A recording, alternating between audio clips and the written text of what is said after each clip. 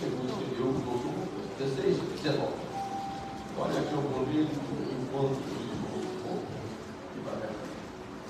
o rico e Lázaro. Ora, havia certo homem rico que se vestia de púrpura e de vinho finíssimo. Ele via todos os dias no luxo. Havia também certo mendigo chamado Lázaro que estava coberto de feridas à porta daquele. Ele desejava alimentar-se com as migalhas que caíam da mesa do rico. Os próprios cães vinham lamber-lhe as feridas. Morreu o mendigo e foi levado pelos anjos para junto de Abraão. Morreu também o rico e foi sepultado no inferno, estando em tormentos entre os olhos e viu ao longe Abraão e Lázaro junto dele. Então clamou: Aí Abraão, tem misericórdia de mim, manda a Lázaro que molhe na água a ponta do seu dedo e me refresque a língua, porque estou atormentado nesta chama. Abraão, porém, respondeu: Filho, lembra-te de que recebeste os teus bens em tua vida, ao passo que Lázaro somente mais, mas agora ele é consolado e tu atormentado. Além disso, tem um grande abismo entre nós e vós, de modo que os que quisessem passar daqui para vós não poderiam, nem os de lá passar para cá. Respondeu ele: Peço-te, ó Pai, que o mandes à casa de meu pai, pois tenho 5 irmãos que lhes dê testemunho, a fim de que não venham também para este lugar do tormento. Disse-lhe Abraão: Tem Moisés e os profetas, ouçam. Disse o rico: Não foi Abraão, mas se algum dos mortos fosse ter com ele, se arrependeriam. Respondeu Abraão: Que não ouve a Moisés e aos profetas, tampouco acreditarão ainda que algum dos mortos volte à vida. Amém, meus irmãos? Amém. Tome assento, meus amados. Tome assento nessa hora, louvando ao nome do Senhor Jesus. Louvando ao nome do Senhor Jesus. Eu pedi para o meu doce jovem amigo, não precisa tocar, tá bom? Porque eu vou me emocionar. Eu sou assim, muito rústico demais para esse som seu, tá bom? Estilo Romeu e Julieta. Tá ok, querido? Mas eu agradeço, tá bom? Na verdade, é o costume de Deus, né? Então, a nossa boca força mesmo, né? Pastor, louva a Deus pela vida do Senhor, pastor Samuel Ferreira. Quando eu cheguei, o Gibson não estava, eu pensei: o pastor tem uma colher de chá para mim, não vai vir, vai ficar mais, não ficar nervoso, né, pastor? Quando o senhor apareceu, o pastor não fez misericórdia, não, arrochou comigo. Aí ficou difícil, pastor, mas ó, Deus vai ter misericórdia de mim, eu estou orando, posso. Obrigado, viu, pastor, pela confiança. O irmão Lucas, e agradecer também a pastora Damares, nome da minha irmã. Deus abençoe a senhora e prospere em tudo. Aquilo que o senhor pediu para mim, que Deus lhe dê 2 vezes mais. Tá bom, pastor? Muito obrigado. O pastor Lucas, o servo de Deus, Lucas, que me fez o convite, é um corajoso servo de Deus. Vou me dar um pregador comigo. Né, pastor? Bom, Lucas, um servo de Deus, que me fez o convite, meu contato. Louvar a Deus pela vida dos irmãos também aqui. Está o compastor Ribamar, o líder dos varões, né? O diácono, o Elton e o auxiliar Getúlio, os irmãos. Que Deus abençoe os obreiros, todos aqui, no nome do Senhor Jesus. Meus irmãos, é uma noite especial para mim.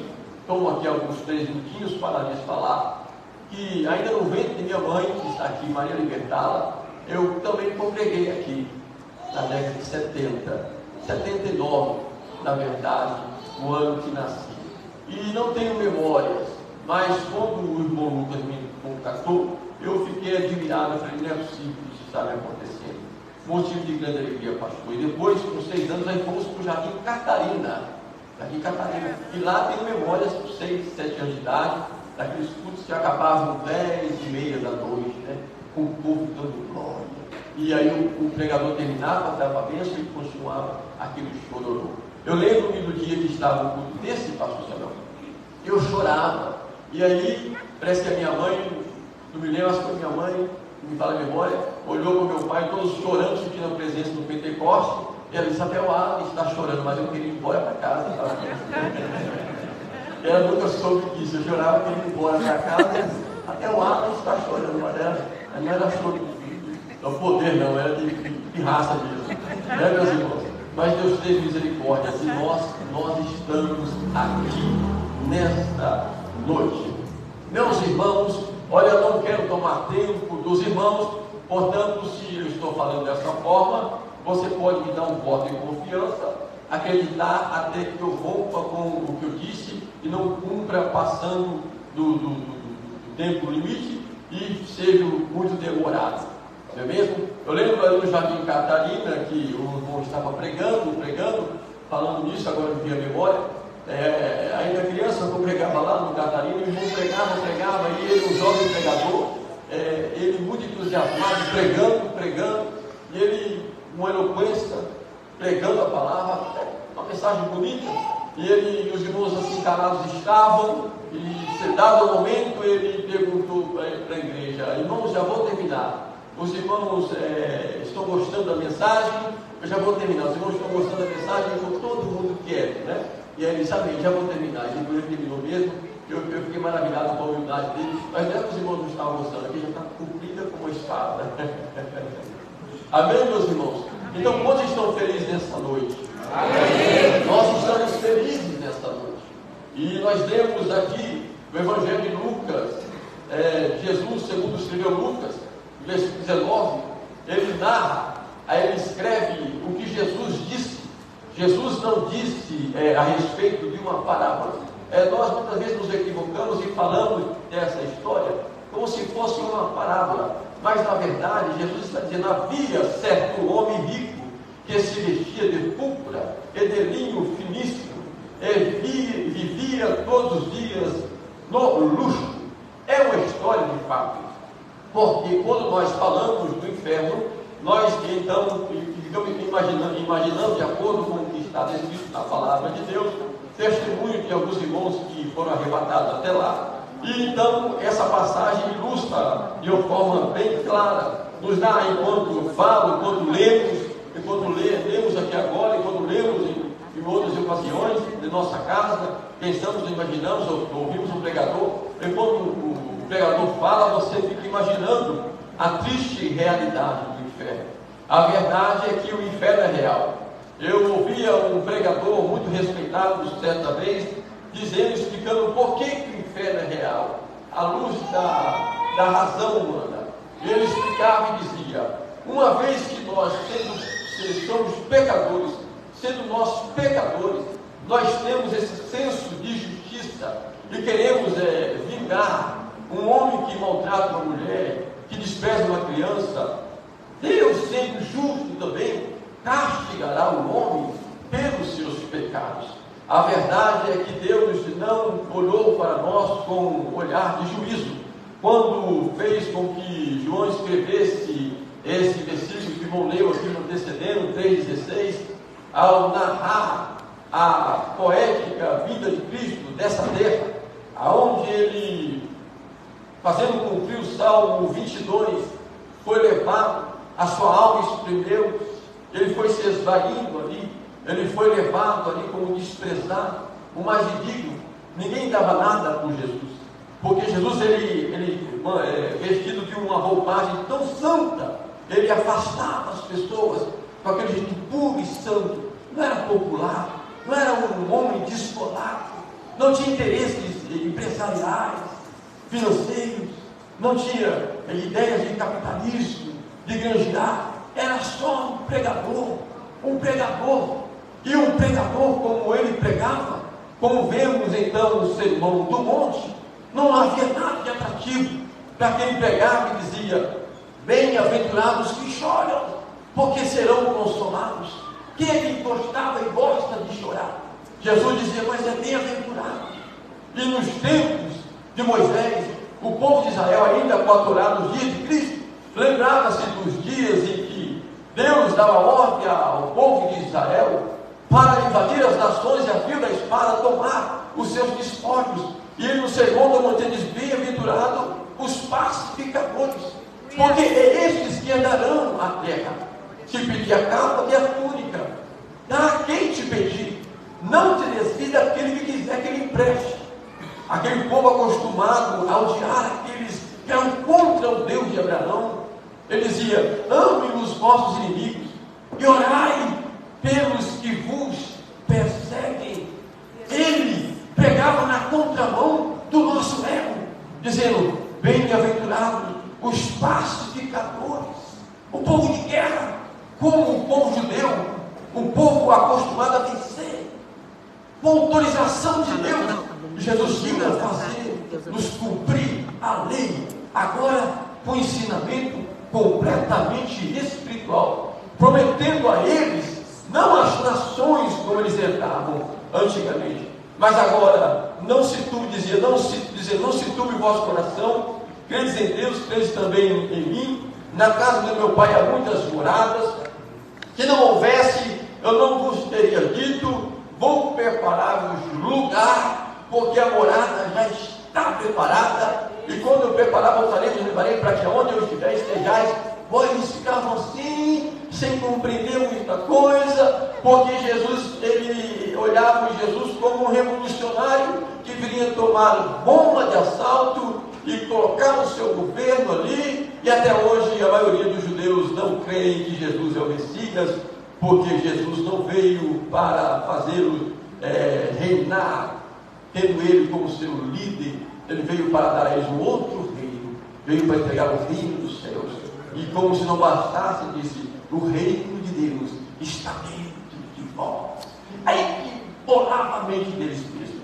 Demorou muito tempo para que eles pudessem compreender. Judas o traiu, Pedro o negou, mas quando ele subiu, entristecidos estavam olhando, o anjo os consolou, dizendo: ele vai voltar. Eles, entusiasmados, oravam 10 dias ali, naquele pavilhão, no dia de Pentecostes, naquela festa. O Espírito desceu, e eles começaram a pregar aos italianos na língua do italiano, pregar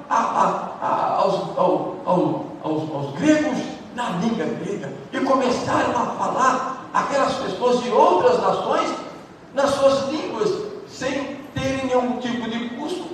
Poliglotas se tornaram pregadores internacionais. Estavam quietos por um momento, até que a perseguição lhes apertaram todos eles, usando até o Saulo, que depois tornou o grande revolucionário, recebendo de Jesus as seguintes palavras: você vai ver o quanto você vai sofrer por amor a mim. E Paulo, acostumado a matar, acostumado a espancar, foi espancado a vida inteira, e depois morreu da forma que ele matou os crentes, também foi morto por amor a Cristo. E eles, como Pedro e João, ali no templo, na porta do templo Formosa, curou aquele paralítico. Então a multidão avassaladora, a multidão em êxtase orando aquilo, eles disseram: nossa, foi no nome de Jesus, matamos o Messias, e agora?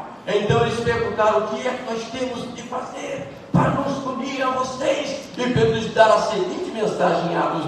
Pedro lhes explica: é necessário que vocês se arrependam e sejam batizados para o perdão dos vossos pecados. A mensagem estava entrando nos corações, a mensagem era doce, ninguém era dono de nada, todos eram donos de tudo, e alguém que ousasse mentir dizendo que tinha um pouco menos, tendo um pouco mais, paz dos irmãos, como na Safira e Ananias, caíam mortos ao pé dos apóstolos. Meu Deus, que igreja poderosa era esta! Quando levavam eles presos, então eles oravam: Senhor, nos soltaram, nos ameaçaram, se neve com inveja, porque pregamos a tua palavra, dá-nos ousadia e usa-nos destemidamente, porque importa obedecer ao Senhor e não aos homens. E certa feita, em uma dessas orações, o lugar onde eles oravam tremeram, meus irmãos. Mas esses evangelhos estavam sendo escritos, estavam sendo elaborados aos poucos, e este Lucas que escreveu andou com Paulo, labutou com Paulo, viajou com Paulo, ajudou Paulo, curou Paulo, medicou Paulo, e Paulo relatava, e também Pedro relatava, e os discípulos relatavam a Lucas tudo o que havia acontecido. Claro que, como João disse, só uma partícula do que Jesus fez, mas esses que saltavam os olhos, esses sermões mais típicos, mais temáticos, mais cheios de mistérios, mais poderosos, como o da montanha que ele veio do monte, depois de estar jejuando, ser batizado. Aquele jejum deu a ele aquele sermão do monte. E para os teólogos, se a Bíblia fosse um corpo, este sermão da montanha, ele seria considerado o coração desse corpo. Mas ele vem pregando docilmente. Agora no versículo, capítulo 16, no versículo 19, ele conta a história do rico e do Lázaro. Este rico, que se vestia de púrpura, sendo ele filho de Abraão, a sua fala denuncia a sua fé, a sua fala entrega as suas credenciais. Ele implora com Abraão, ele fala com Abraão, e Abraão, num tom de tristeza ao vê-lo como está, porque Deus não tem prazer na morte do ímpio. O prazer de Deus é que nenhuma alma se perca, e nós, como Abraão, sendo filhos de Deus, o pai da fé, o grande Abraão, estava recebendo o pobre Lázaro, que não tinha riqueza, que vivia. Havia certo mendigo chamado Lázaro, e estava coberto de feridas à porta daquele. Jesus exclama, Jesus ele fala, e Jesus prega e diz, e desejava alimentar-se com as migalhas que caía da mesa do rico. Os próprios cães vinham lamber-lhes as feridas. Quem era este pobre Lázaro? Ah, meus irmãos, aqui nós temos uma vaga ideia, nós temos um vislumbre de quem seria. Seria talvez um não judeu, um não irmão, alguém de outra etnia, alguém de outra raça, alguém que para um judeu, alguém que para este rico filho de Abraão não merecia tanto afeto, talvez não merecia nada, talvez merecia tão pouco que nem precisava dar para ele nem as migalhas daquele pão que ele cortava, ele sobrava. Meus irmãos, eu não sei aonde o rico guardava o seu lixo, porque lá em casa, como na sua casa, irmãos, depois que o Lula disse que nós vamos comer picanha, sempre lá em casa estamos comendo picanha. Não porque o Lula pagou, mas é porque ele falou. A minha esposa comentou e eu fui obrigado a comprar, porque ele jogou a cabeça. Mas nós compramos picanha lá em casa. De vez em quando os nossos olhos são maiores que a nossa barriga, e sobra um pedaço de picanha. Não sobra muito, porque é cara. A gente procura comer tudo, mas quando sobra um pedacinho, a gente diz, deixa para mais tarde. Aí mais tarde vem um lanchinho e a picanha vai pro lixo. Se este Lázaro houvesse visto na frente da casa do rico aquele lixo, com aquele pedaço de picanha, ele certamente iria se deliciar, ele ia se fartar. Mas, meus irmãos, naquela época, os ricos, os judeus, eles queimavam lixo. Eu lembro-me de que quando fui para Israel, a primeira vez, em 2017, sempre passávamos para entrar na Cidade Velha. Se não me engano é isso mesmo. Para entrar na Cidade Velha, você vai lá, você vai ver. Há um lugar assim, um descampado, mas com a grama baixinha, porque era tudo limpinho, Israel é lindo e maravilhoso. E sempre quando passava, aquele guia que estava ali, judeu, mas que já morou em Santa Catarina, parece que ele provocava as pessoas. E toda vez que passava ali, o ônibus que passava ali, ele dizia, aqui é o Geena, o lixão, aonde queimava o lixo, e aqui foi o lugar aonde Jesus falou do inferno, e por esse lugar, o lixão, onde eles colocavam um tipo de combustível, e o fogo não se apagava, para que o lixo fosse queimado dia e noite. Então Jesus, olhando para esse lugar, disse, no inferno, o fogo não se apaga. a planta e ranger de dente, comparou esse lugar com o inferno. E sempre quando ele passava e falava isso, eu ficava olhando para aquele escampado. Então Jesus falou sobre o inferno e comparou aquele lugar onde o fogo não se apagava e será um horror por toda a eternidade que cai ali, como o inferno. Sempre quando ele falava, que me dava umas pitadas em meu coração. E eu ficava olhando, o ônibus ia passando, e eu ficava virando a cabeça, tirando foto pelo vidro e ficava olhando. E quando passava de novo, ele falava: aqui é o lugar onde Jesus, olhando, falou sobre o inferno, comparando este lugar onde era queimado o lixo e o fogo nunca se apagava. Falando o que Isaías também disse. Mas uma coisa me chamou a atenção: todas as vezes que ele falava isto, eu ficava parado, com os olhos ali, naquele lugar, lembrando do que Cristo falou, meditando sobre a realidade do inferno. Mas os meus irmãos dos ônibus, inferno, nem olhava o que ele falava, isso me deixava mais admirado, porque ele estava, aí inferno, vamos olhar outro lugar, tirar foto de outro lugar, aqui não, estava nem ali, estava nem preocupados, nem para pensar acerca de que alguém, nem para parar, fazer 30 segundos de silêncio, ali no lugar onde Jesus apontou e fez a sua pregação sobre o inferno. A verdade, irmãos, é que nós não estamos querendo saber muito do inferno.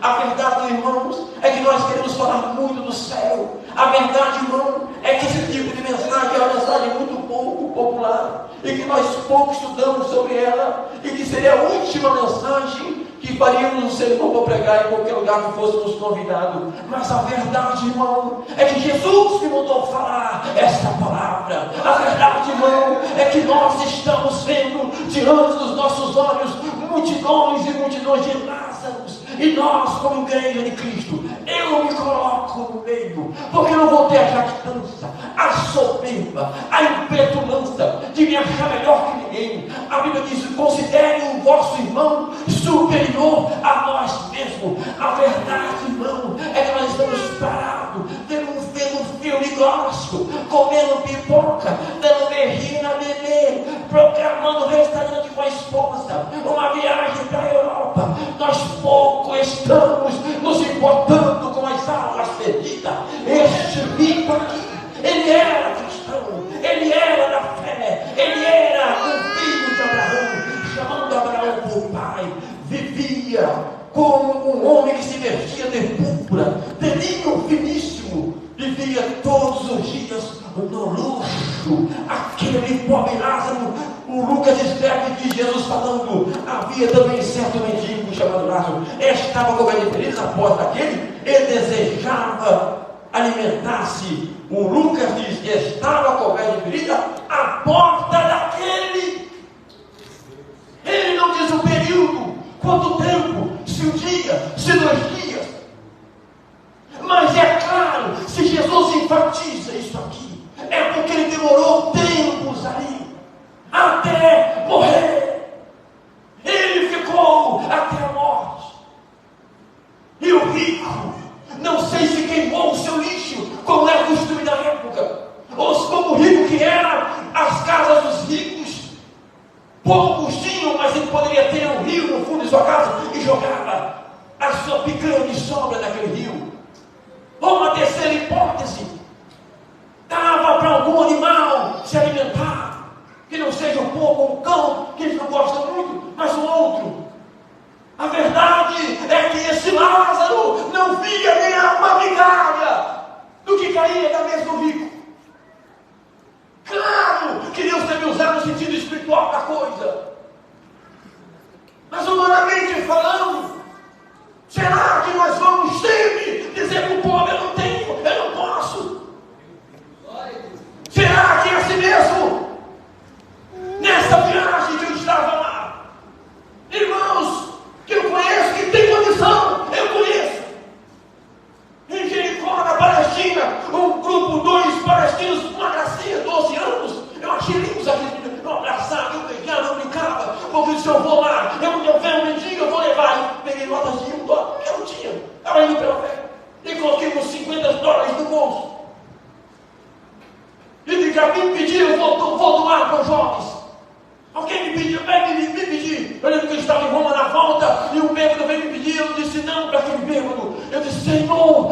darei a todos que me pedirem. E se estamos voltando para casa, disse não para esse bêbado. Eu fui atrás do bêbado e não achei mais o bêbado. Voltei com esse pecado, mas voltei sabendo que pequei.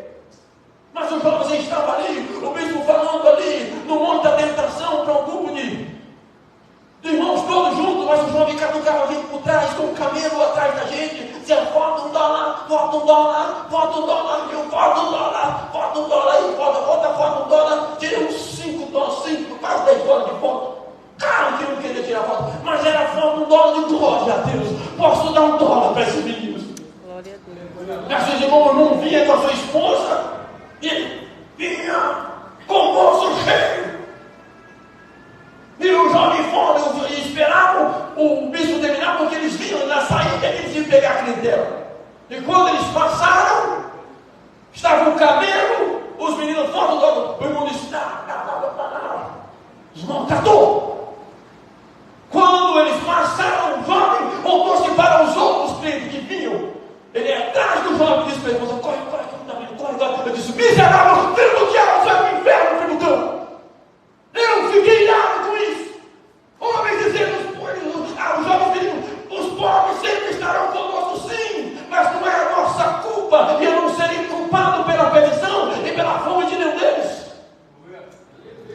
Será que eu devo ficar calado diante de uma atrocidade? Não devo, nós não podemos. Nós vamos perder a salvação da nossa alma se nós taparmos e fecharmos a nossa mão com a desculpa, se ele vai usar droga, se ele vai não, meu irmão. A verdade é que quando nós não queremos estar, nem comida nós estamos, porque quando nós estamos vendo de chique, ou numa lanchonete muito da hora, legal, e vem um pedido, você está vindo pedindo, você vira de costa para também me dar, também não dá o suco, também não dá a coxinha, também não dá o pastel, porque eu já fiz isso muitas vezes, e demorou para me converter, porque o pobre parece que tem ranço de pobre, eles têm aquele pavor de pobre, parece que nós repudiamos o pobre, porque não tem o nosso calçado, porque não tem o nosso perfume, porque não tem o nosso carro, porque mora na rua, porque ele está ofendendo, mas esse desgraçado, esse desgraciado, esse miserável, esse cativento, esse doente, esse miserável, Lázaro morreu e foi para o seio de Abraão. Nós não somos melhores que Abraão. Se Abraão recebeu um pobre miserável, menino chamado Lázaro em teu seio, nós devemos receber os pobres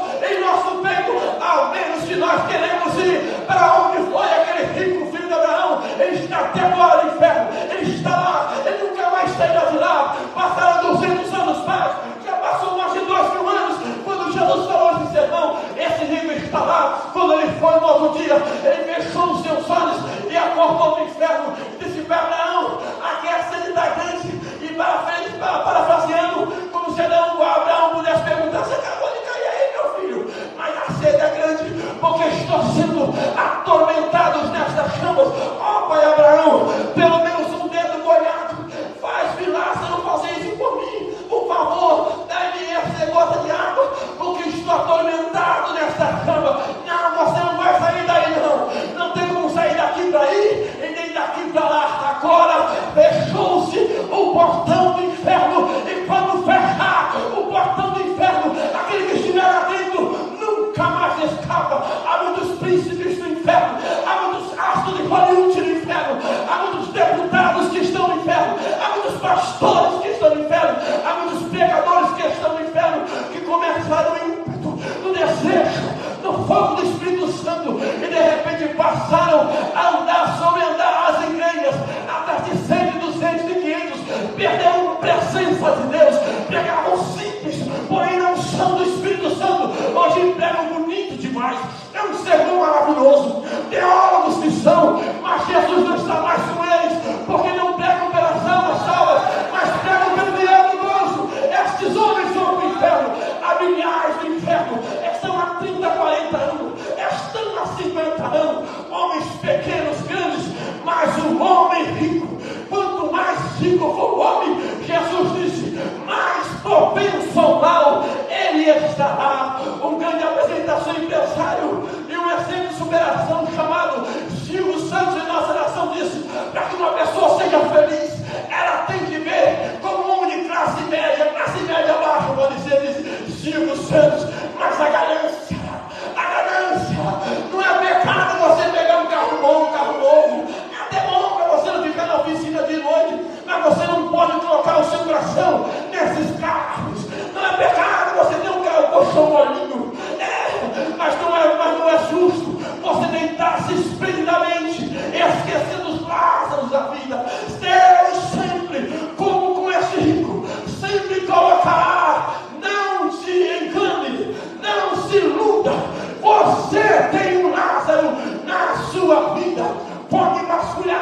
pode pensar, medita. Vocês já encontraram agora, antes que eu terminasse a fala, o Lázaro da vida de cada um de vocês. Eu tenho o meu Lázaro, mas eu sou privilegiado. Glória a Deus. Eu não tenho um Lázaro, mas eu tenho dezenas de Lázaros. E Jesus diz para mim assim: ai de você, se não der para eles um pedaço que você come. Ai de você, se oferecer para eles a migalha. Se não oferecer migalhas para eles, eu te lanço no inferno. De lá tu nunca mais escapa.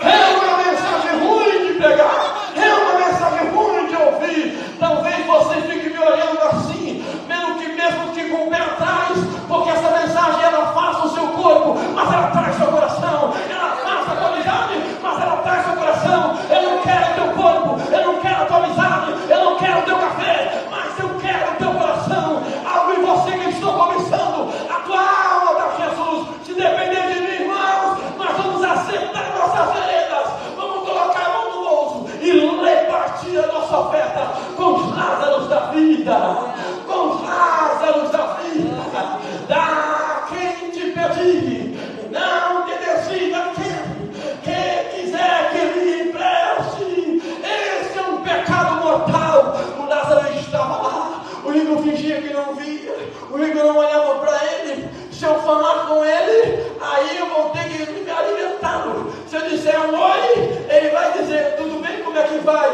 Então o rico fazia questão, está comigo, eu penso, pastor Samuel, o rico fazia questão de nem cumprimentá-lo. Dizia: vai que eu cumprimento, e ele pede um quartinho. Não sabendo ele, se desse um quartinho para aquele, ele daria um quartinho para o próprio Jesus. Jesus dirá para aqueles que assim fizerem, de forma contrária a este rico miserável, pobre, desgraçado, cego nu, segundo o Apocalipse, a igreja de Laodiceia: rico estou, rico sou, e estou enriquecido, e de nada tenho falta, mas tão pobre que é um cego, miserável, desgraçado, pobre nu, não sabe. Mateus 25, Jesus dirá, segundo Mateus, no juízo final: tive fome e não me deste de comer. Glória a Deus. Eu, Cristo, tive sede e não me deste de beber. Aleluia.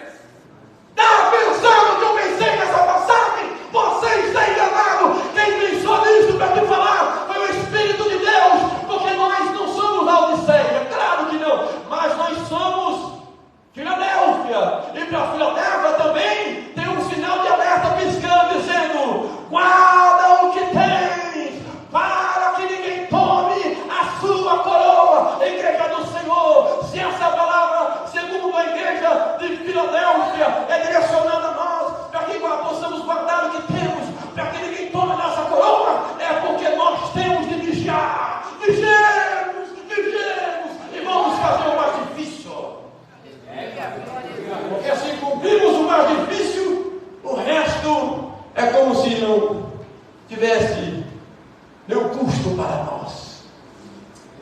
E quando fazemos o mais difícil, a princípio por obrigação, por receber o mandamento, não muito tempo depois se tornará um deleite, porque a recompensa de Cristo para os que fazem é recalcada, dê e se vos dada, boa medida, recalcada, sacudida e transbordante.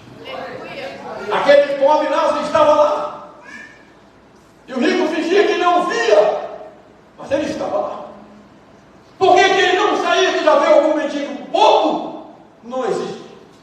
Mas Deus permitiu que ele ficasse ali até a morte, para que depois o rico não tivesse desculpas por estar no inferno. O inferno é real, tão real contra essas paredes brancas, porém lá a escuridão e trevas, há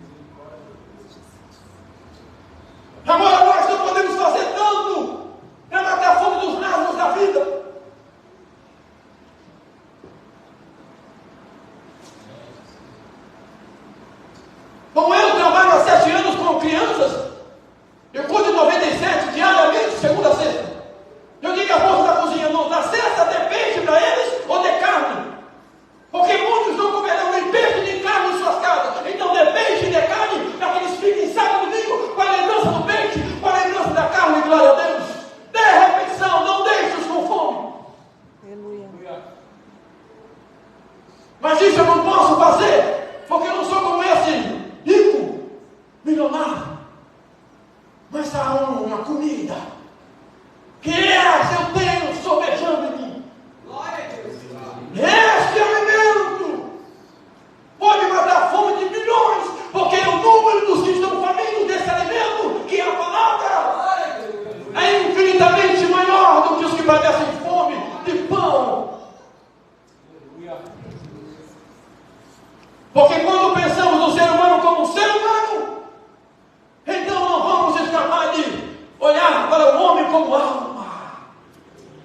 Porque tudo bem que temos para doá-lo, para ofertá-lo, ele será insuficiente quando barrar com a fome espiritual. E nesta hora, lembraremos que temos também para supri-lo nessa outra sua fome, como diz a palavra, que chegarão dias, e já chegou esses dias, os últimos dias, que até o homem terá fome, e fome não de comida, terá sede, sede não de bebida, mas fome e sede na palavra de Deus. Essa nós temos. O meu filho é um pregador. Quando eu digo, você vai ficar aquele pregador atrás de oferta? Cuidado, para você não se tornar morto. Mas é um jovem cheio do Espírito Santo. Eu evangelizo todos os dias. Ontem, quinta-feira, evangelizei. Cuido das crianças. O tempo que sobrou foi meia-noite. Em Cidade de Areia tem um terminal de ônibus, onde ali na Cidade de Areia tem quase 500 mil pessoas que votam, só que votam. E o terminal é assim, feito um terminal de Parque Dom Pedro, multidões. Meia-noite e meia, poucos carros passando atrás de mim, porque era tarde, e poucos ônibus, mas a multidão estava lá. E aquela multidão, aquele silêncio, digo, nossa, vou poder pregar sem gritar muito. Portanto, eu vou ser tão chamado de louco agora. Meia-noite e meia, pregando a palavra. Ontem, 9h30 até 10 e pouco. E aquela multidão. E você vê os olhos das pessoas brilhando, brilhando, alimentando, alimentando. Porque quando falta a palavra para o pregador, ele começa a gritar: Jesus, Jesus, Jesus, Jesus. Esse nome quebra as cadeias, esse nome transforma, esse nome salva, esse nome cura, esse nome consola, esse nome perdoa. E o nome de Jesus, o nome de Jesus entra nos corações. Você vê nitidamente, as pessoas param e ficam com seus semblantes mudados, observando, porque a mente com o pregador cheio, inteiro, falando livremente do Jesus, damos de comer. Lázaro, a nossa porta, querendo me comer da migalha que nós temos, tanta teologia, tanto mestrado, tantos anos de escola dominical, e o Lázaro está lá, dá pelo menos um versículo, e a gente passa com a Bíblia na mão, e o Lázaro está lá, tem que mais trabalhar, sai fora, capeta, não é capeta não, rapaz, são os Lázaros da vida, rapaz, olhe para esse Lázaro, ou você vai perder a salvação da sua alma. Não se come isso. Mas eu não sei se alguém morre, se disser em teu coração, a Bíblia diz livros que estão destinados à morte, os que estão sendo levados à matança, mas se disser em teu coração, eu não sei se alguém está morrendo, porventura Deus não te conhecerá para saber que mentes. Não diga isso. Você não sabe se alguém morre, pois eu vejo todos os dias na televisão. Eu disse: vamos para o terminal, Isaac. Vamos para o outro lado, meu pai. Você não tem agenda? Não, hoje não. Você não vai para o outro lado? Você não cultua? No outro dia? Passou outra semana? Vamos terminar? Vamos para o outro lado, meu pai. Vamos evangelizar só hoje?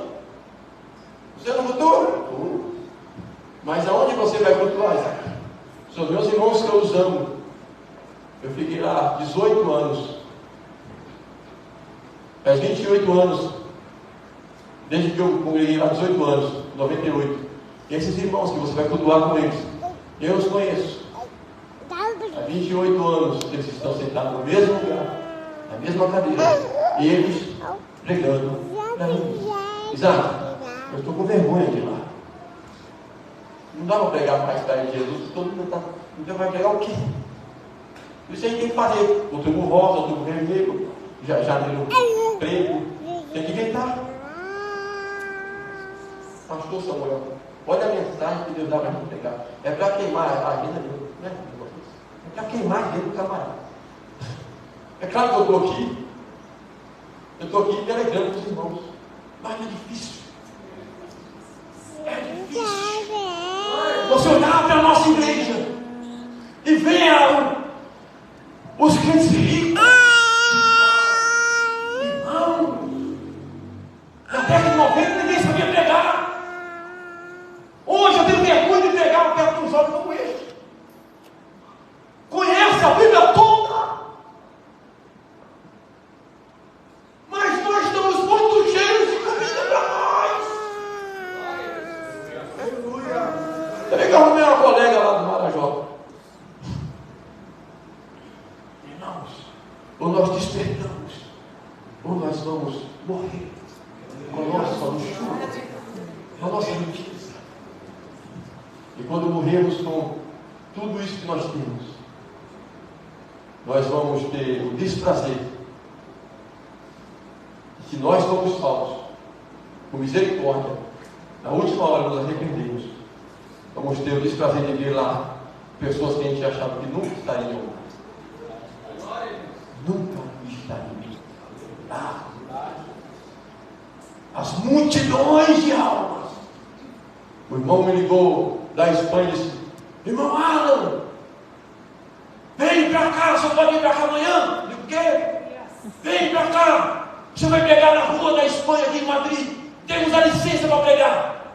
E você vai pregar em Lisboa. Minha esposa está pegando neném.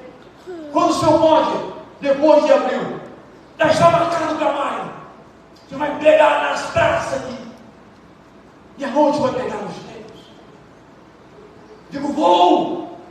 Porque o dia antes eu conversava com as mulheres daquela gente, eu quero muito alcançar ela. Por quê? Porque aonde está o cheiro da Europa? Claro que eu sou um pregador sem expressão, mas onde está aquele cheiro? Se você chegar aqui e tiver um frio muito terrível e acender uma fogueira, todo o ambiente se aquece. Aleluia. E nós vamos ali 10 dias pregar a palavra. E depois vamos de novo. E vamos de novo. Como Nova York. Vamos a terceira vez em junho. Jerusalém. A terceira vez pregar ali. E nós vamos, nós vamos e nós vamos. Porque quando o fogo pegar, pode ser um pregador de praça pública, com a Bíblia na mão, sem um microfone, sem uma fama de miligrama, pode ser alguém como eu, que não sabe falar o português, pode ser o mais pobre, mais pequeno, mas se tiver a unção do Espírito Santo e o fogo se acender, não haverá ninguém que possa apagar. Quando o Espírito Santo arrasta, ninguém pode apagar o fogo do Espírito Santo. Aqueles idosos e laboriosos homens da Galileia, todos sem instrução e sem cultura, eles ficaram admirados porque sabiam que não tinham cultura, mas falavam com grande autoridade e poder. Não sejamos nós pregadores cultos, sejamos cultos, ok, que sejamos então, mas sejamos uns cultos cheios da presença de Deus. Senão é melhor falar que Jesus é bom, que Jesus salva, que Jesus cura, mas que a unção do Espírito Santo esteja abraçando em nosso coração, a partir de um coração puro, de um espírito reto, não de uma mente pervertida, de uma vida de adultério, podre, imunda, vendo coisa errada na internet, fazendo o que o diabo gosta. Desta maneira Deus não contará conosco, mas se nós nos separarmos, como foi a branca nas mãos de Deus, Ele vai escrever em nós a sua história, e nós seremos poemas nas mãos do Senhor. Levantemos-nos nessa noite para pregar o Evangelho, levantemos-nos nessa noite para saciar a fome. Os Lázaros estão aí, eles amam alimentar a sua alma. Vamos dar-lhes de comer a palavra, vamos dar de comer o Espírito Santo, a palavra, a unção de Deus em nossa vida.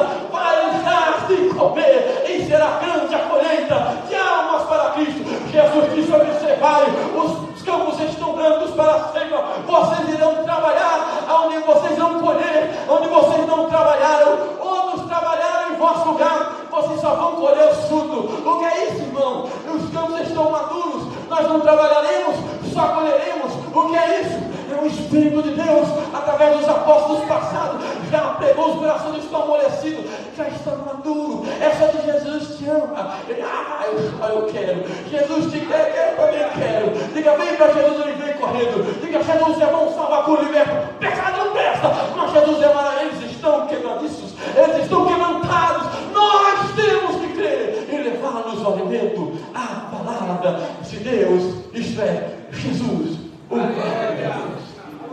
Se Jesus é Jesus, e se essa palavra nos falou, eu entrego a oportunidade e conclamo os irmãos uma salva de palmas.